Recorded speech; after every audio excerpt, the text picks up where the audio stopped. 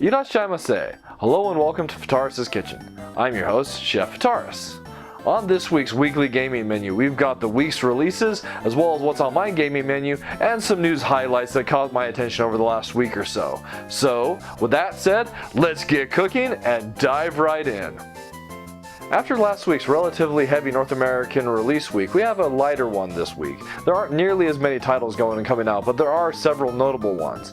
So the first off, on Tuesday, we go and finally get the release of Jonathan Blow's The Witness. This is one that a lot of fans of his work have been going and waiting for a couple years now, as it was originally supposed to go and hit with the PlayStation 4 release window.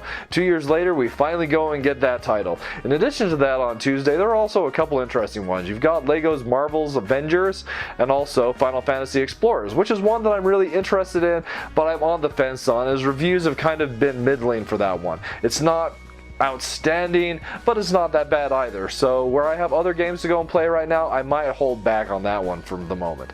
There's also Saturday Morning RPG, which I might go and give a look at, and I've been interested in at least the concept of that one over the last couple years.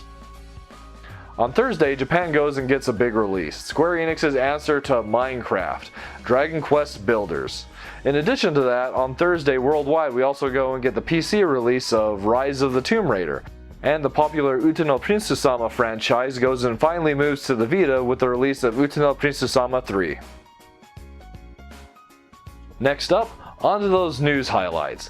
So earlier this week, Sega confirmed they would be localizing Valkyria Chronicles Remaster for the PlayStation 4 to North America and Europe. I am really excited about this, as I love the Valkyria Chronicles franchise. The original title just blew me away, so I'm really looking forward for the chance to go and replay it, even if a remaster of an HD title seems a little bit silly as is, but I'm still going and looking forward to it.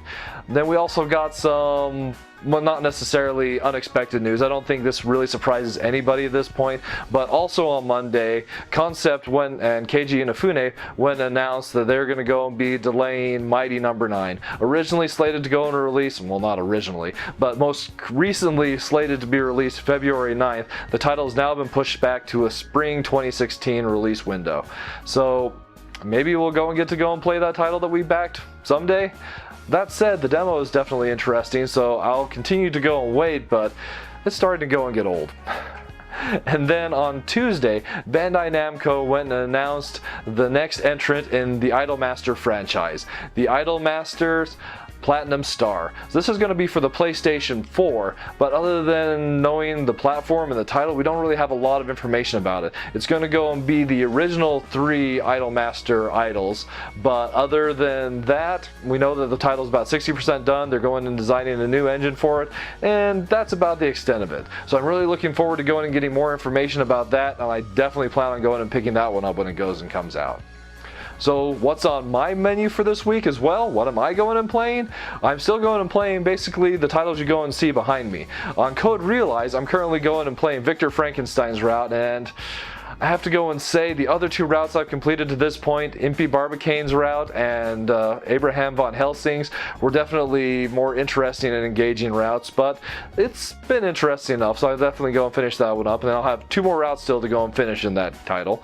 I'm also still going and working my way through Yakuza 5, going absolutely loving where I'm at in Chapter 3, where you go and get to play as Haruka, the idol, and Akiyama, the moneylender. I absolutely love Akiyama. He's such a cool character, but unfortunately, he kind of has a reduced role in this title, so I'm a little bit disappointed about that. Maybe he'll make a return in Yakuza 6 though. We can cross our fingers and hope. And then I've also been going and spending a lot of time with Rock Band 4 again, thanks to the Rock Band 1 song imports. Imports. Exports, imports, well anyway, whatever it is. Rock Band 1 had such a great set list, and so being able to go and play those in the updated Rock Band 4 has been really, really enjoyable. I've had a lot of fun with that so far.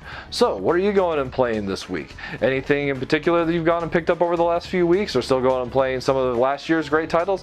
Let me know in the comments below. I'd love to go and hear from you. So that said, I want to go and thank you so much for coming out and joining me for this week's weekly gaming menu, and I look forward to going and seeing you again next week.